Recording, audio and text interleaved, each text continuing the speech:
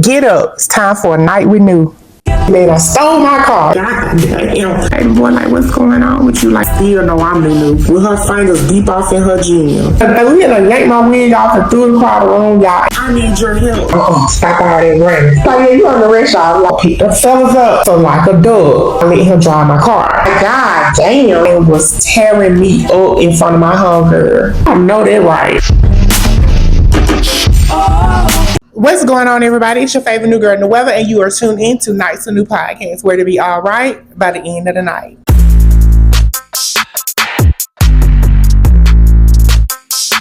So sorry for y'all not seeing me. I know it has been a long time since I have posted. I had got a community strike on YouTube, so because of that, I just took a little break to regroup and things like that. But I apologize.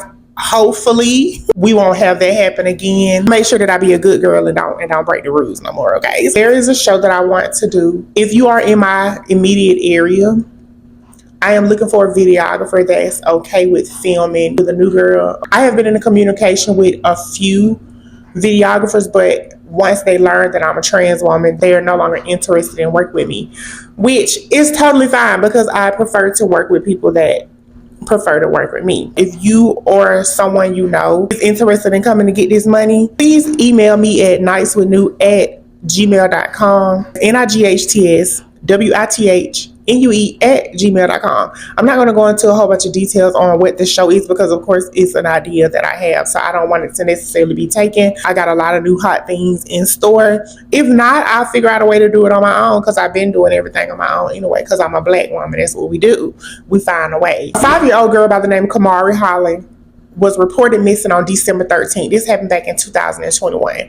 They later found her body in an abandoned house in Alabama. I was actually living in Alabama at the time. They actually found her in an abandoned house like 2 blocks away from me. Reports stated that her mama, Christy Sipple, sold her to this guy for like $2,500. He then took the baby, took her innocence from her, assaulted her, and then deleted the baby. After that, he discarded her remains in an abandoned house in Alabama. He's actually from Georgia. Christy was initially charged with capital murder. They have now reduced it down to trafficking, and now she's going to be serving 20 years in prison. Jeremy Williams is the guy that she sold the baby to. He is actually on death row because in Alabama, death row is still a thing. He recently, this year, back in May, which is why I'm talking about it, asked the judge to waive his appeal for the death penalty. He wants to go and try to fast track it. But people be on death row for years and years and years. I'm surprised they haven't handled him on the inside anyway. Like, why is he still breathing and stuff? But a lot of the times I think that they be putting those types of people in like solitary. They don't really be in the general population, I believe. He originally had an appeal. He asked the judge to waive the appeal so they can try to fast track his execution. I was still currently living in Alabama when this did happen. When I read the report, this is my first time hearing that she sold the baby for $2,500. What the streets were saying, which is probably the truth, she traded her baby for dope because she was strung out. Oh, the dope man, which was Jeremy, and she was like, he'll get the baby.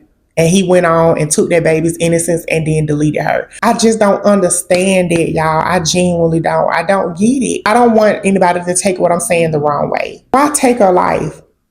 You already I just don't get the point of it. Like, I don't know. Rest in peace to that baby girl, Kamari. I'm glad that you are finally getting the justice that you deserve. But them reducing your mama's charges down to just trafficking, I think it's egregious. I think it should have stayed at capital murder. What do y'all think about that in the comments? Share your thoughts. There's a 14-year-old girl in Wisconsin who's pretty much being starved to death. The baby weighed 35 pounds. Alter and Melissa Goodman, Savannah LaFever, and Kayla Stendler all were charged with 5 cases of child neglect, severe malnourishment. So obviously ain't nobody missing no meals. How dare y'all big fat greasy bitches all be in there sitting up in their house eating all that food up and not feeding that damn baby. The child belonged to Walter. That was his biological daughter. He got custody of his daughter back in 2020 because her biological mama ended up going to prison. Ever since he gained custody of his child. There have been no school records, medical records, or anything from her from 2020. The minute he got his daughter, at that time she would have been 9 or 10 years old. He never enrolled her in school, and she hasn't been getting fed or anything. It's ridiculous. Lock them motherfuckers up. What is your name? What is your name, sir? My name is Lily. Okay, and you're stating that you called me sir, correct? Actually, you called me young man, and I politely corrected you multiple times. You don't get to correct me. I will address you as what I see. I have no obligation whatever to enter. Yes, you do, sir. Unless, of course, Burger King, unless Burger King has a policy to behave this way to their clients. Maybe they do. We will find that out. Hello. Can I help you? Yes, ma'am, Kathy Brown. And you are the manager? I'm actually one of the owners, but we have no video recording, so I'll be more than happy to help you, but you can't record us. Oh, I'm a First Amendment lawyer, and I can definitely record you. Absolutely. I want to file a formal complaint. I have been a patron of, I've been a patron of Burger King for many, many years. And I came here, I always received nothing but excellent service, but I came here today, I had a coupon, and I ordered what I ordered. And one of the things was accidentally left out, not a problem. I came back around to get it. And I thanked the young man who waited on me, and I said to him, "Thank you, young man." When I did so, when I came back the second time, he became very angry, and he said, "I'm not a young man, okay?" I said, "Sir, I call you what I see." He said, "Well, in that case, thank you, sir," and shut the window. Now, I am clearly a woman, and I have no obligation, as you know, ma'am, to call him whatever he thinks he's supposed to be called. And I cannot imagine that Burger King has a policy that when their customers have this sort of an interaction and they're supposed to be responded to angrily and on purpose called sir and yelled at because he did. Well, I did that to you because you called me the wrong sex. Is that Burger King's policy to treat I will have a conversation with Miss Lily, who was the young lady that was in the drive-thru. She is not a young lady. You're free to think. You're free to think she is, and I'm free not to. And I will address her because we do not condone being rude to our guests. So you're right. So that was inappropriate. Her retaliation because she was upset was inappropriate, and I will address that. Okay. Thank you. I'm glad to know that your policy is not to insult your clients. Our policy is not to insult, but we just hope our guests don't insult our team members either. I beg your pardon, madam. Do you find that I insulted this individual? No, I do not, but I'm going to ask you to leave because we do this as private property. Yeah. I do have the right to ask you to leave. That's cool. One more thing, ma'am. Who is your director? To whom do you report? I'm the owner. I'm Kimberly Byer with Kansas King Inc. Kimberly Byer. Okay. Thank you very much, ma'am. Thank you. Miss Kim did what needed to be done. I happen to know that she stood up for her team member because there are a lot of times when it comes to stuff like that, people back down and stuff, but y'all got to stop being so emboldened. I understand that passing is subjective, but even just looking at the girl, she's like a regular white girl to me, to be fair. I had known the context of the video at first, I wouldn't have assumed that she was trans. Not that that even matters. Same level of disrespect that you felt when she called you a sir, it's the same way that she felt. No woman wants to be called a man. No woman wants to be called a sir. So why would you do it to her just because of some idiotic ass belief that you have? If the hate boils your blood that bad, don't even patronize there, to be fair. And what's a First Amendment lawyer? What is that? And I'm asking because I genuinely don't know. If somebody in the comments knows what what is that specifically? And then you're in here trying to use all of these big old textbook ass words, honey. You in Burger King because you wanted to be transphobic and prove a point. The same thing that you did to her, she just turned around and did it right back to you, and you felt some type of way about it. And then trying to say that you were being disrespected. You were literally the one being disrespectful. You disrespected her. I am so confused on this. I've been through similar things. I feel like she handled it perfectly. I'm so proud of her. Thank you for standing up for her. I remember one time I was working. Somebody came in there with all that he stuff or whatever. I looked at her, I was like, who are you talking about? She's like, oh, I'm talking to you. I'm talking about you. Girl, how dare you come here and do all that? And I got to be the one that's going to take your order and cook your food for you. I told her my register didn't work. I was like, I assist her down, the register don't work. I'm not finna do that. I just don't agree with it. I don't care where I work at. With or without a job, I'm gonna have my respect. You gonna respect me. And if you don't, you can leave. People always have thought this way. People have always had these, but it's just that, you know, because of the regime that we're currently under, people just feel more emboldened. I'm gonna sue nothing. I'll knock your face in. Knock my face out if you want. I'm gonna sue nothing for you. You're being recorded live right here, right now. Yeah, well, guess what, you little No, record. You're assaulting me, sir. Get the away. This is assault. I'm gonna call the cops on you. You were literally assaulting me. This is literally being recorded. Well, guess what? What's your... You're trying to steal shit. Yeah, that's your license plate. Yup. Oh yeah, you got it. That's your company. Yup. Yeah. Yup. He's assaulting me. Yup. I didn't do anything. He literally just grabbed me You're by not the neck. a local. You're a goddamn immigrant. Immigrant? Oh. He called me an immigrant, bruh. I was literally born here. I'm calling me an immigrant. I don't like how in that video y'all chose to protect that man's identity by blurring out who he works for and stuff. Unblur that shit so we can find out that man. Why did y'all blur out his license plate and the company name on that truck? Whether he's an immigrant or not, these are still human beings, living, breathing human beings. What gives you the right to go and assault him? Because you assaulted him. You pulled up on him. He was outside waiting on his lift to come take him wherever it is he had to go. You should have been putting your hands and feet on that man. And then to turn around and assault him and then threaten to call the cops on him. What their experiences is something that we as Black people have experienced since forever. And a lot of the times we chose to back down out of fear of something else might happen, out of fear of losing our life, or out of fear of us being criminalized and things of that nature too. But at the end of the day, whatever gonna happen was gonna happen regardless. Beat that motherfucker up. Defend yourself. Because that's the point that I'm at now. Because I've always been a turn the other cheek ass type of person too. I've always been very passive when it comes to conflicts and stuff as well. But it's time out for that type of stuff now. You come to me foolish, I'm gonna show you what a fool is. In Philadelphia, there was this 3rd grader, an 8-year-old, who got lured to this man's house. Thankfully, she was able to get out of there, and he tried to lure her again. Basically, how he did it, he basically told her, like, hey, I got a child here, I got a young son in here, like, can you go wake him up for me? And then once she initially walked in the house, he like locked the door on her and tried to lock her into the home. And she fled the scene, and then he tried to lure her again on another occasion.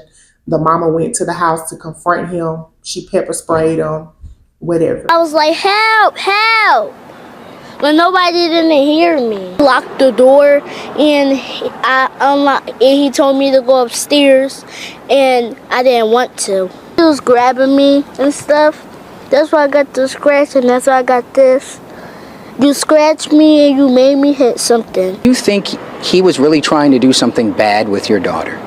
Yes, I do. I wholeheartedly do. I unlocked the door. I unlocked it without I grab it. It was locked. I unlocked it and then I just got out and then he just shut the door. She got out, but Bullock claims the man still tried luring the little girl back inside the home a second time shortly after. That's when Bullock says she went to his house to confront him, pepper spraying him and calling 911.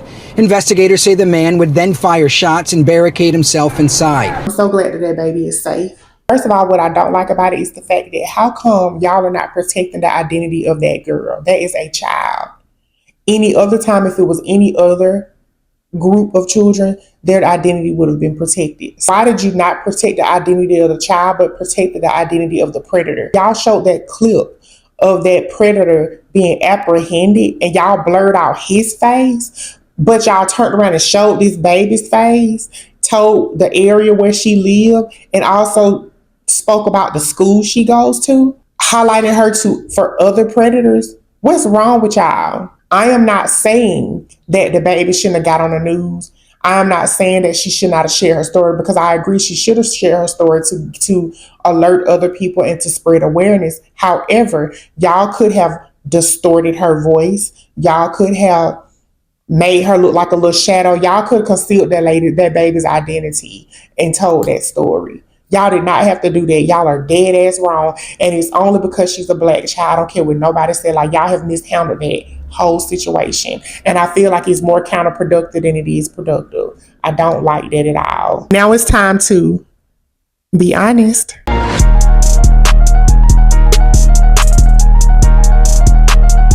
Do you have children?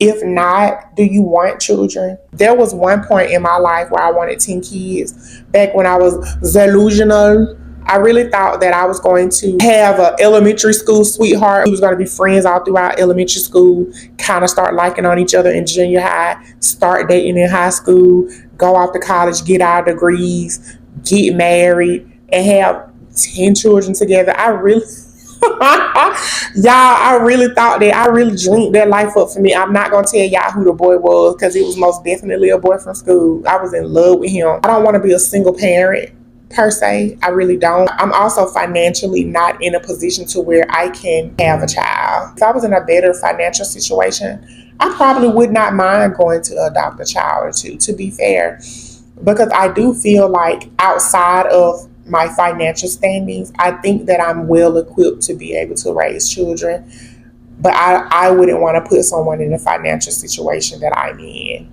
as far as a child goes. If you do have children of your own, are you still willing to go and adopt like more kids? I have a cousin who she's actually pregnant right now. I think she has 5 children. She has always told us that she wants 6 kids.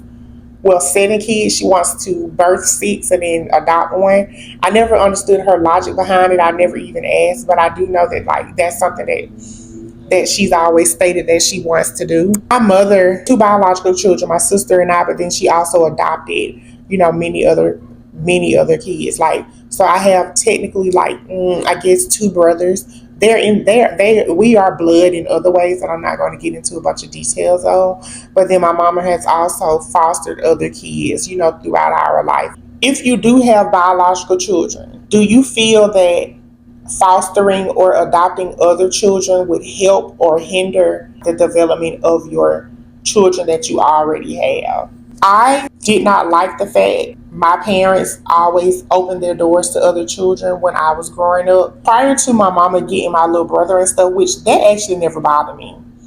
I had a cousin, we were first cousins, who was raised like my brother. We were the same age. He was just a little older than me by a few months. Him living with us never bothered me. Mama would also raise a lot of her friends' children and, things like, and I just did not like that. Like, because I don't know, it just seemed like all of them was so fundamentally different. And a lot of them had traumas and had been through some heavy things outside of us and brought those things with them into our household. It affected us in negative ways. Now time to tell what had happened. If you have a what had happened story, be sure to email me at nightswithnue@gmail.com. That's NIGHTSWITHNUE@gmail.com. Be sure to keep the email short, sweet, and to the point. 2 paragraphs is enough so it can be featured on the next episode of Nights with New. My parents raised other people's children, but it was never like official. It wasn't until I got older, like almost grown and out of the home, where my mama was actually like actively trying to become a legal foster parent. So like they had to like go through DHR and go through like training and classes, and they had to get the house licensed and things like that. I remember being extremely upset about it at first because my mama had a very well thought out career in the hair industry, and then she just stopped doing it. She pretty much claimed she was going to retire. She told us on a Monday, hey, I'm considering being a foster parent. And then Thursday, she had a baby in the house. And it's like, girl, you wasn't considering, you was doing it. She came home with this baby. And it bothered me so bad because the baby had a lot of ailments. I'm not going to lie. It was a little girl. At the time, she was like 2 years old. She had something called Emmanuel syndrome. She was nonverbal. She couldn't talk. She couldn't walk. She couldn't eat food. She couldn't drink because she would drown, and things like. So she had like a feeding tube where you had to administer milk. She had a couple of open heart surgeries at an early age, very developmentally delayed. And I was like, Mama, what? That I was grown and like aging out of the home. My sister was grown and aging out of the home. And I felt like my mama wanted to try to get somebody that never was going to leave her. That's how I felt. And so I'm like, Mama, why would you go out here and get the slowest baby you can? Forgive me for what I'm about to say, y'all. This is the things that I said at that moment. I am very apologetic for thinking that way now, and I'm dead ass wrong, but these are the things that I said at that time. I was like, Mama, why would you go out there and get the slowest baby you can find? Because I asked her when I first saw the baby, I'm like, Mama, is something wrong with the baby? She was like, no. And I remember like seeing the child. I spoke to her and she blinked and then moved her head She moved at sloth speed. For I'm like, Mama, something wrong. I'm like, Mama, this baby literally is slow. Mama, why would you go out here and buy a slow baby? You really wanted to find somebody that was going to always be a baby, somebody that was going to always depend on you. The baby had a lot of health problems. Like, so my mama was having to go back and forth to like doctor's appointments and things like that. Like I said, like she couldn't talk, she couldn't walk, she couldn't eat food. She had to get hooked up to like an IV that fed her milk, like pump milk through her system every night. It was terrible. It seemed like she started to develop because I fell in love with her. I fell in love with her. I was the one that had the most to say. I was the one that had the biggest problem with the child. And I ended up being the one that she spent the most time with. I used to play with her. I ain't gonna lie, I used to put popsicles in the block, like let her lick on popsicles and stuff. I didn't care. That was my baby. Started teaching her sign language so she could be able to communicate. She had even got to the point to where she could sit up on her own. She also learned how to like scoot around to get places and stuff. So it's like, in my opinion, I'm like, oh, she's doing good. She's really developing. We're like this, you hear me? Like this my baby. This my sister. I love her. I done talked all that shit about this baby, and I love her to death. You know, she was just my little show baby. She actually passed away. She lived to be 3 years old with her condition of Manuel syndrome. She was actually projected to only live to see like 6 months. So she made it to 3. Her birthday was September 1st. She died on the 10th. I want to say September 10th. What happened? She basically was throwing up in her sleep. She, choked on her own vomit, asphyxiated herself or whatever, passed away. Rest in peace to you, Aubrey. I love you, baby. That's my little show, baby. I miss her. I miss her dearly. My parents were initially her foster parent, and then they went on and went through the adoption. They actually legally adopted her. She got the family name and things like that. She actually passed away before the adoption could be finalized. But since she did pass, they kind of fast tracked the adoption and they honored it, if that makes sense. And after that, my parents still became foster parents, and then they started fostering a lot of other children. But I was out of the house by then, because I actually moved out of the house when she initially got Aubrey.